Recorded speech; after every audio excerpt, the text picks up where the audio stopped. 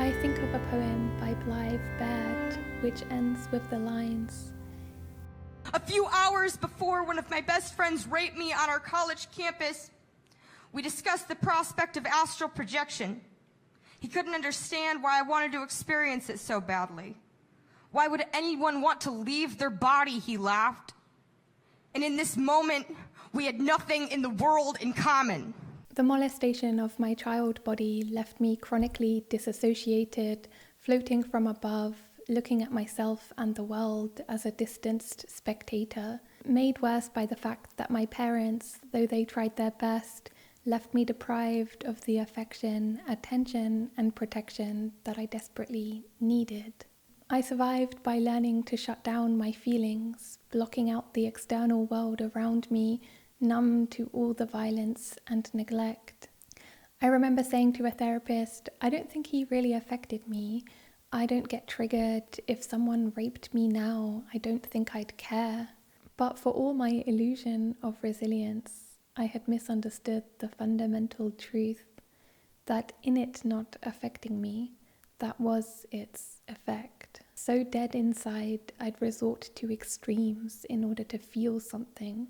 Seeking out sexually violent situations with men, the one way I had any sensation in my body, the one way I could feel remotely alive.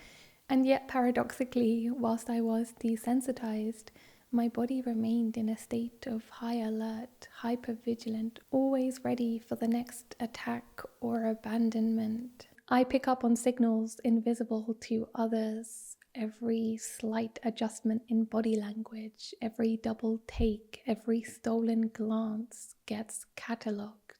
I am super sensitive to sensory stimuli. I jump at the slightest noise, get easily frustrated by small irritations. The utter exhaustion of living in a body always on guard. There's nothing unique about my experience. I'm not the exception, but the rule. Not because everyone has had my exact childhood traumas, but because we're all responding to the same cultural wound. Because capitalist, patriarchal, and colonial systems were never designed to support visceral, carnal, erotic aliveness. My disassociation was intimate, particular, mine, yet also systemic, historical, political. This numbness, this vigilance, this exhaustion, none of it is accidental. It is a reflection of a much older severing, a collective history of bodies everywhere, silenced, disciplined, and repressed. This is a video about how the body is not purely a passive, private, or biological meat sack, but a political instrument where material power is both inscribed and resisted. A terrain of systemic oppression on the one hand, and emancipation and revolution on the other.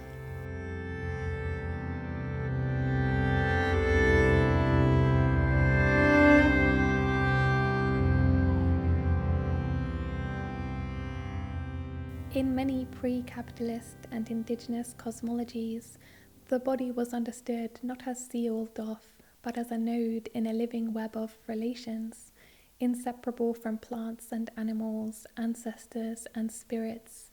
It was never mere flesh, but a channel of magic, a source of wisdom and prophecy, capable of healing, of leaving itself, of speaking with other creatures.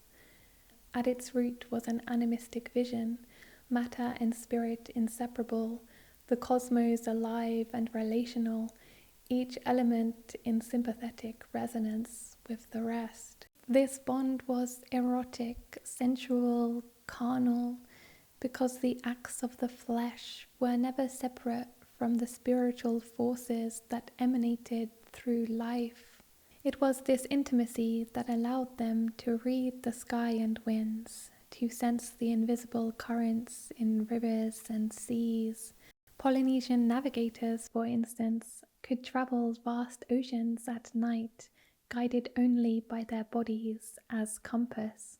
The history of white supremacist capitalist patriarchy can be read as a sustained effort to sever these ties, to split spirit from flesh, culture from nature, mind from body. As Marxist feminist Silvia Federici wrote, "The body had to die so that labor power could live." The death of the enchanted body was the precondition for the birth of the capitalist body, timed, monitored, optimized, its energies harvested for profit. At first, this took the form of factory bells, clocks, and overseers scrutinizing every gesture for inefficiency. Now it is the fantasy of transcending the body altogether, uploading minds, editing genes, replacing limbs. The creation of this body machine unfolded alongside the suppression of all forms of bodily life incompatible with this mechanization. Magical, communal, and ritualistic practices were dismissed as irrational and dangerous. Women's knowledge of healing, contraception, and bodily autonomy repressed.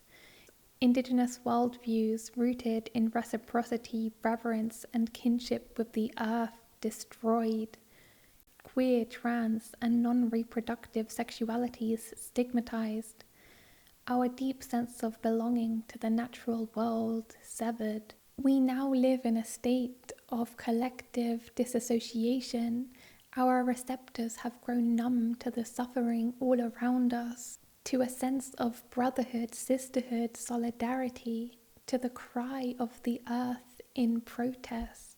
Climate catastrophe, racism, sexism, these are symptoms of bodies estranged from ourselves, from each other, and from the cosmos. And though we may personally have escaped the plantations, witch burnings, and confinement to the kitchen, many internal plantations, many invisible prisons remain. I see this in my obsession with perfection, work, and relentless self-optimization, my hyper-individualism and fierce independence in my sexual pleasure reduced to performance, my capacity to override hunger, fatigue, and emotion in the service of efficiency, how I associate wisdom with intellectual understanding, scholastic and cerebral, while my other brains, heart, gut, and intuition are ignored. Even if bodily oppression doesn't touch us directly, we still inherit its traces. We know from epigenetics that trauma is stored in collective DNA, in tissues, in cells, in nervous systems, passed down through blood and bone. So when I say I left my body as a child, I am also saying I was trained to. We all are.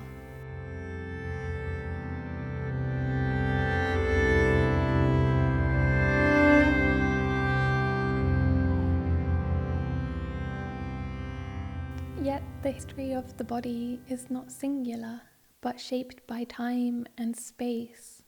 How we experience the oppression of our bodies differs along race, class, gender, and other lines.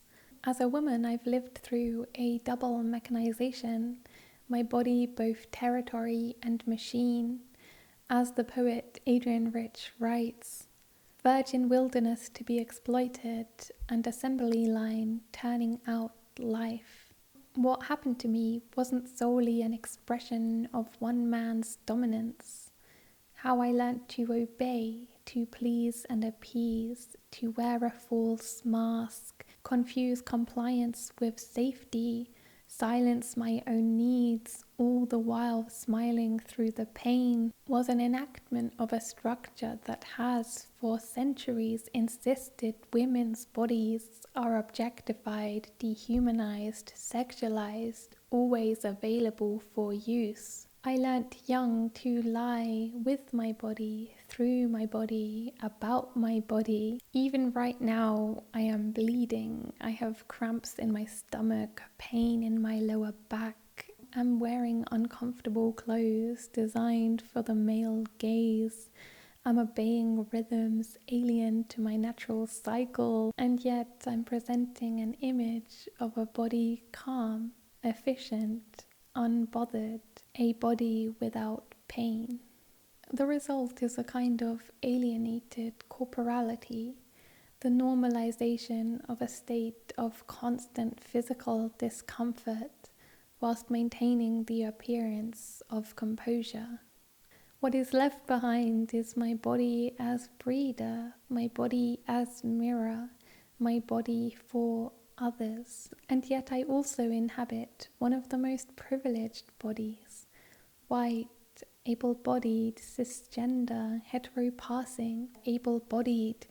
As philosopher Judith Butler reminds us, some bodies matter and others do not. Mine is a body that matters.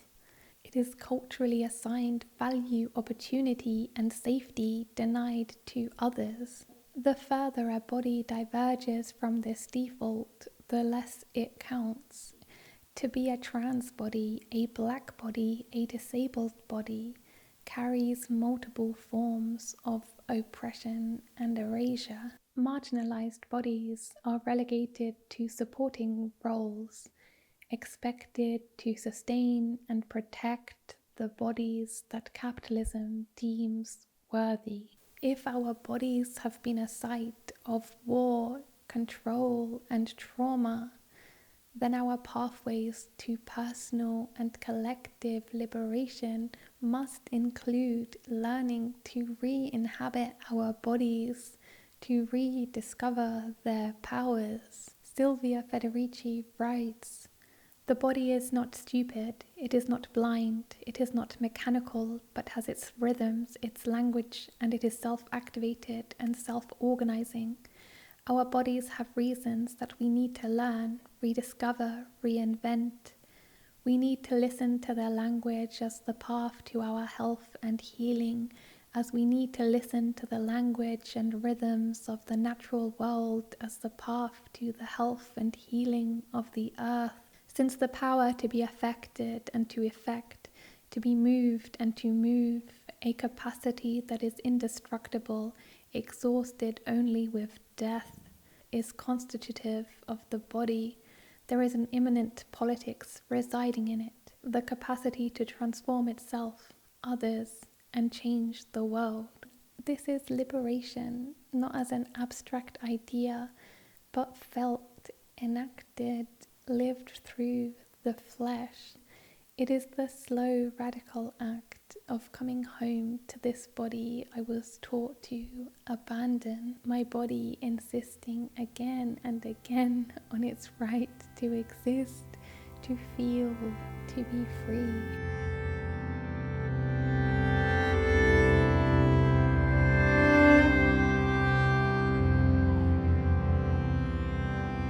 Embodiment is the exploration of the body, a practice of radical attentiveness to its capacities, its languages, its articulations, the contraction in our chest, that gut feeling about someone that makes no logical sense, the intuition that pulls us towards somewhere our minds cannot yet name. These are messages.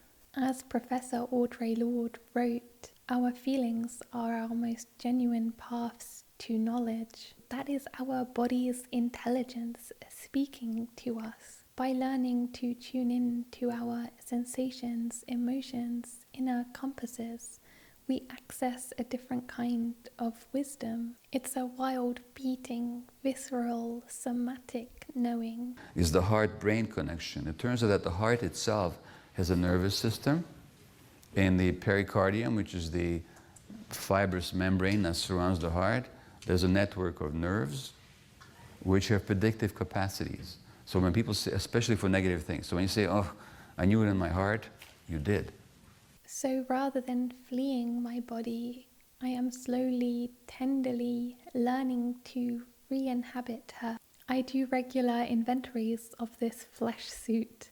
How is it feeling to inhabit my skin? What wisdom is she communicating? How can I honor the messages of my body? Whatever comes up for me, I try to sense where it resides, placing my hand on my gut, my heart, or my chest, and simply accepting what comes up, letting it be and feeling it like a vibration, allowing those parts to speak to me. In the words of writer Nikos Kazantzakis, the mind cries out, explains, demonstrates, protests, but inside me a voice rises and shouts at it, "Be quiet, mind, let us hear the heart." Where once I responded to stress and trauma through destructive patterns, ferociously masturbating to rape fantasies, I now touch myself the way I want to be touched, softly, gently, lovingly, no longer allowing people to enter my body willy-nilly, instead having over a year of celibacy and only allowing intimacy that feels like a real yes in my mind, my body, my soul. I've also had many beautiful conversations with my anus. Since childhood, I've had chronic pain in my bowels that I always dismissed as, I'm eating too much spicy food. I do love chilies. But when I really spoke to my arsehole, I had a visualization of the whole system as a flaming fire. It was raging from all the unexpressed, repressed anger inside of me, and the more I express that anger, the more the pain subsides. This idea of pain, illness, disease as our body's wisdom is becoming more and more mainstream these days. Studies are showing people healing chronic medical problems by simply listening to what their bodies are telling them rather than trying to kill the messenger. Although we tend to look upon symptoms and illness as enemies to get rid of, we talk about the war on cancer, the battle against cancer, we can look up at it totally differently. Yeah, receive what medical treatment makes sense to you. I'm a physician, I'm not against medical treatment or medical advancement, but also ask the question, what is my body saying no to that I didn't say no to? What is the meaning of this relapse of my rheumatoid arthritis? What stresses did I impose on myself? Where didn't I say no? And then the illness can actually become your teacher. And the more that I'm learning to listen to my body, the easier it's becoming to care for myself and attend to my needs. I, like many of us, had tried for years to eat better, but no amount of disciplining, coercing, controlling seemed to work.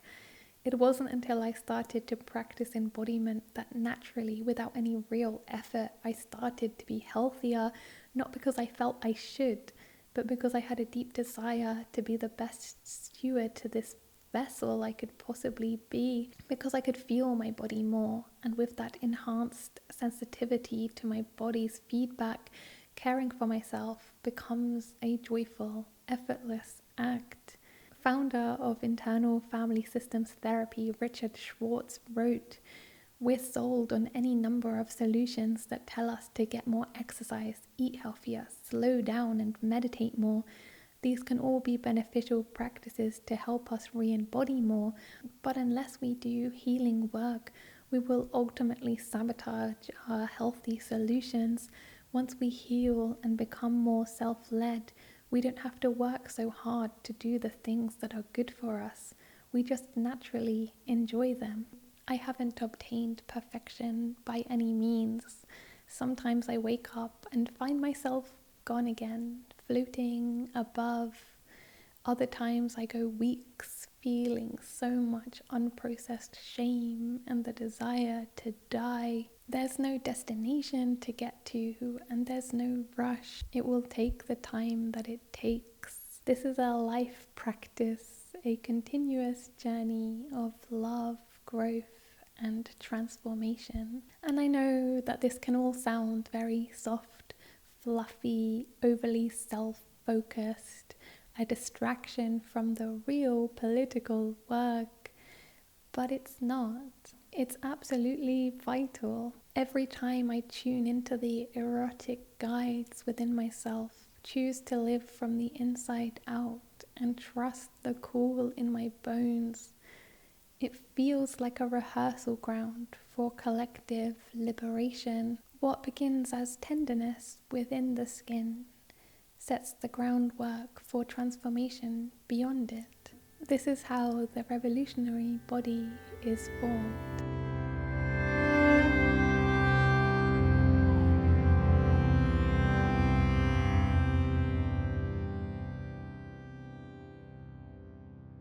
Audre Lorde said it best. The master's tools will never dismantle the master's house. If disembodiment, disconnection, and alienation got us into this mess, I can't see how disembodied, disconnected, alienated solutions can really get us out of it. All around me, and also within myself, I see so many disembodied minds speaking to other disembodied minds, arrogant knowing, sterile fundamentalism, endless theoretical debate.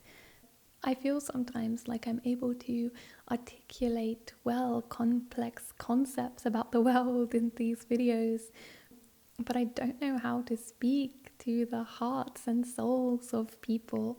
And unless that deeply visceral, embodied, revolutionary spirit is in evidence, unless we're really penetrated and broken open by this stuff, I don't think we'll really get anywhere. Che Guevara is someone who lived the revolution not just aesthetically or intellectually, but carnally in his meat and bones.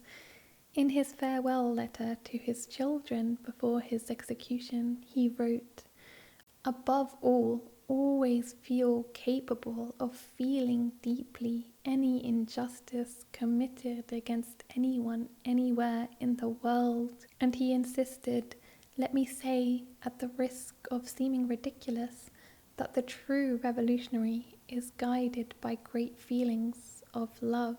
I also see so much focus on systems of oppression out there in the world, but very little attention given to how these systems are living inside of us when we take up the banner of revolutionary politics, but don't address our own capitalistic, colonial, patriarchal structures of consciousness. We risk entrenching the same systems we seek to abolish. What I think is needed is a radical, fearless, compassionate self-inventory. How are these systems living inside of me?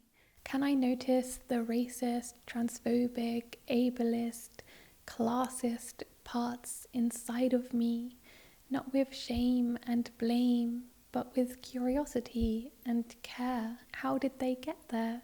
And how might I be able to heal this wounding? As Audre Lorde urges, reach down into that deep place of knowledge inside herself and touch that terror and loathing of any difference that lives there. See whose face it wears. Then the personal as the political can begin to illuminate all your choices. I also see so much of what Silvia Federici calls sad militancy, a militancy that says, I should go to another meeting, or I should do this work that I have no passion or interest in, but must do out of duty, obligation, and self-sacrifice for the greater good. It's that martyrdom that ignores all signs of burnout and compassion fatigue, treating our bodies as an annoyance to be overcome, to the point where we end up giving up altogether because we're burnt out and battle weary. Joyful militancy, on the other hand, calls us back to the body, to pleasure, connection, and aliveness, to friendships, shared meals, celebrations, dances, and the human rituals that have always formed the heartbeat of community and resistance. I often wonder where we would be personally and collectively if, instead of following prescriptive blueprints of what we think we should do, we instead got in tune with the deepest, quietest, most disavowed parts of ourselves, where our inner wisdom resides, following intuitively what is beckoning at our hearts and resolving to move in that direction, self-determined, as grassroots as you can get. Essentially, what I'm saying is we have to become aware of where we might be inadvertently fortifying the master's house. If disassociation and disconnection got us into this mess, then healing and liberation must emerge from their opposites, from presence, from reconnection, from communion with our souls. The body must be part of the revolution. We cannot claim liberation if we're not practicing it within our movements, with each other and within ourselves. And yet it would be naive of me to claim that all embodiment is revolutionary. I know all too well how much of what gets labeled as bodily liberation is just another form of oppression, and even deeper disassociation disguised as re-embodiment.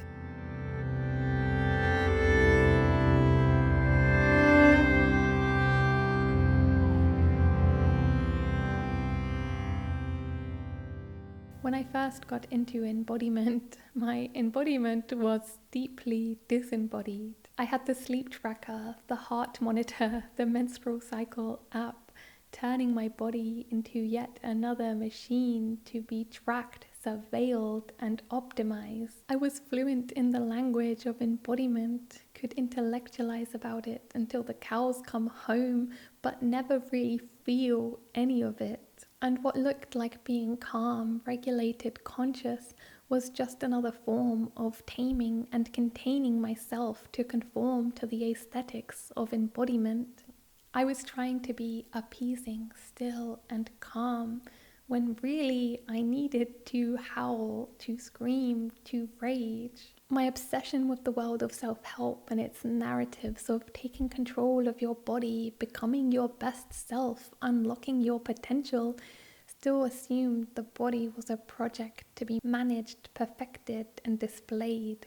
When I began to embody, really truly embody, my embodiment didn't look like the hyper-consumerist, hyper-marketized wellness culture aesthetic of bubble baths and yoga and a perfectly sculpted body. It looked at first like ferocious masturbation, Cocoa Pop binges, and doing absolutely nothing. And yet in these desires there was wisdom too.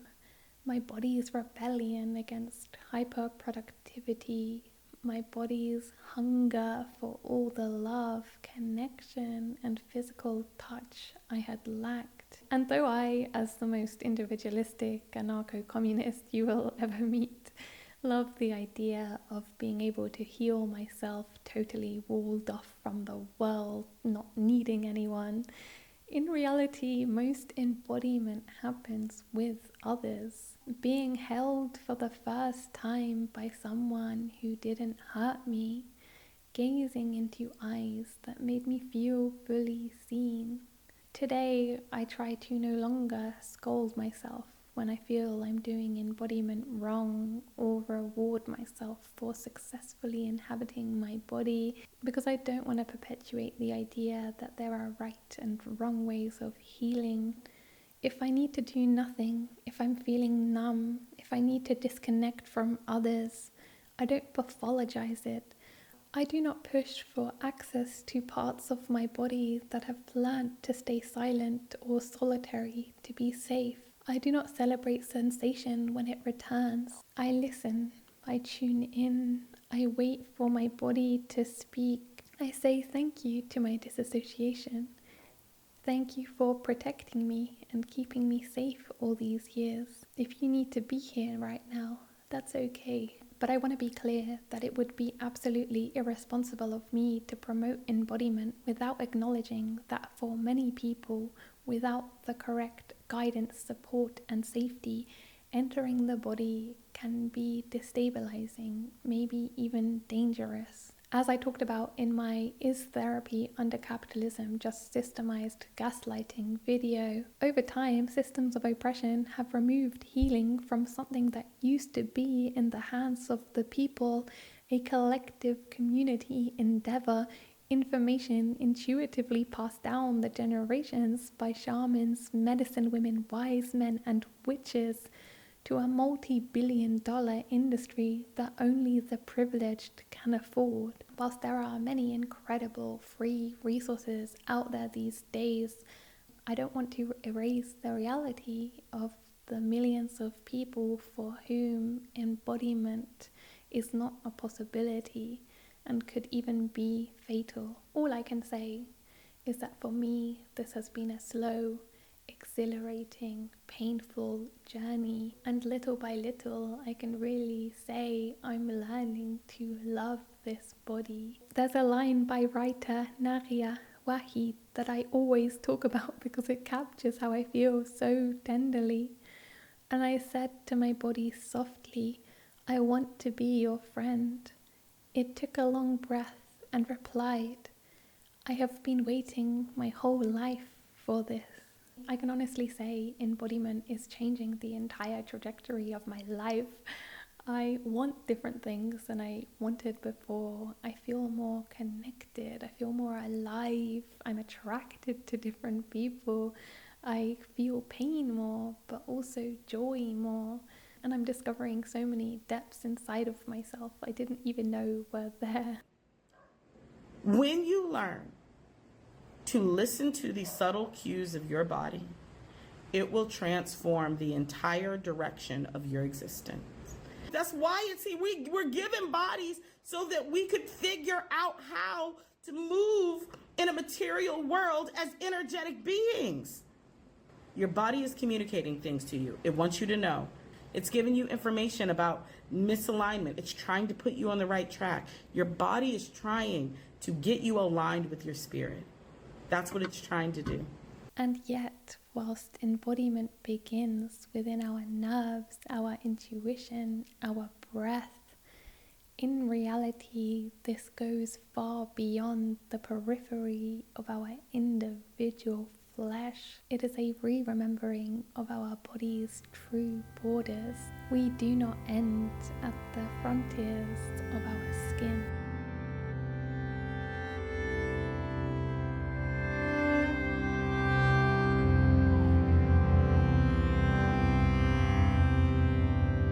The body is not a universal or ubiquitous concept. The boundaries we draw between you and me, inside and outside, flesh and earth, are social constructs.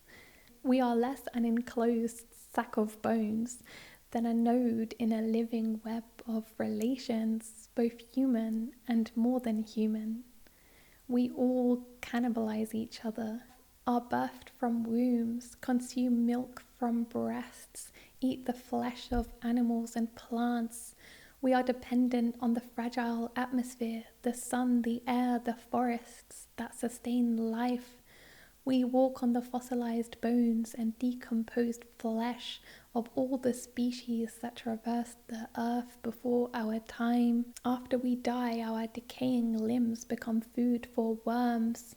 Even within what we call our own bodies, we are composites of many lives. Microbes, fungi, and bacteria constitute roughly a third of our mass. Psychologically speaking, what we perceive in others, their kindness, beauty, or threat, is often just a projection of something inside of ourselves. What we are engaging with is not just that person's traits, but our relationship to those traits within ourselves. It is our consciousness meeting itself. And we exist in a network of relationships, culture, and society. We come from a line of bodies who planted and harvested, built and tore down, who dreamt and prepared for us. As we grow, we seek love, connecting our bodies to create new life. We are interdependent, we are enfolded in life. All of history is enfolded in us, as the author Jack D. Forbes writes. I can lose my hands and still live. I can lose my legs and still live. I can lose my eyes and still live. I can lose my hair, eyebrows, nose, arms, and many other things and still live. But if I lose the air, I die. If I lose the sun, I die. If I lose the earth, I die. If I lose the water, I die. If I lose the plants and animals, I die. All of these things are more a part of me, more essential to my every breath than is my so-called body. What is my real body? This is a fundamental cosmological shift, a reconceptualization of the body. Instead of seeing ourselves as singular bodies, we are part of a larger organism, analogous to a cell, a limb, or organ, all interdependent, all contributing vital roles, gifts, and responsibilities to the vitality of the whole. The strength of the whole depends on the strength of its parts. There is nothing novel about the idea of the larger body. If anything, what is new is the idea that we are atomized, disconnected, separate bodies. Traditional indigenous cultures across every continent have for years understood that there is no distinction between humans, land, and cosmos. Land is body, clan is body, spirit is body. The well-being of one cannot be disconnected from the well-being of the whole. Philosopher Charles Eisenstein wrote that, I once heard author Martin Pretschel, speaking of his village in Guatemala, explain, in my village, if you went to the medicine man with a sick child, you would never say, I am healthy, but my child is sick. You would say, my family is sick. Or if it were a neighbor, you might say, my village is sick. No doubt in such a society, it would be equally inconceivable to say, I am healthy, but the forest is sick. To think anyone could be healthy when her family, her village, or indeed the land, the water, or the planet were not, would be as absurd as saying, I've got a fatal liver disease, but that's just my liver. I am healthy. Seeing ourselves and each other as part of a larger metaphorical body reminds us of the crucial fact of our interdependence. We are only as healthy as our collective bodies. We cannot have a healthy body unless we have an healthy earth. We have to clean the seas, and we have to stop burning the forests, and be able to breathe an air that is not contaminated. We have sick bodies in a sick earth. The more we learn to listen to our own bodies, the more we hear the echoes of all bodies, enslaved bodies, colonized bodies, silenced bodies, burnt bodies, the bodies of whales and wolves, forests and rivers, soil and sea. To poison a river is to poison my blood. To silence a people is to slice out my tongue. To cut a forest is to suffocate my lungs. The ultimate goal here is to nurture and cultivate a consciousness and worldview alternative to the consciousness and worldview of the dominant culture we exist in. I think of the little girl who floated above herself in order to survive, and I want to tell her, you can come down now. You can inhabit this body again, because this is where the healing begins, and this is where the revolution lives. Every flutter in my stomach, every tremble I choose to stay with, every ache I allow to speak is a refusal of systems that sought to control, silence, and erase. It is to say, I am alive, I am here, I matter. And yet I like to believe that my floating self, the disembodied vantage point of childhood survival, was reaching towards a truth I could not yet quite grasp. My soul's rebellion against the mechanical body it was forced into, refusing to be contained by the borders white supremacist capitalist patriarchy drew around it, remembering its place within the ecological, social, and cosmological body. Astral flight, not as escape, but as a transcendence of this individual organism, entering into this one great pulsing body of air, water, soil, and sea, a portal to this living, breathing, enchanted, revolutionary web of life of which we are all a part. I would love to know in the comment section, in what ways does this system carry your secrets?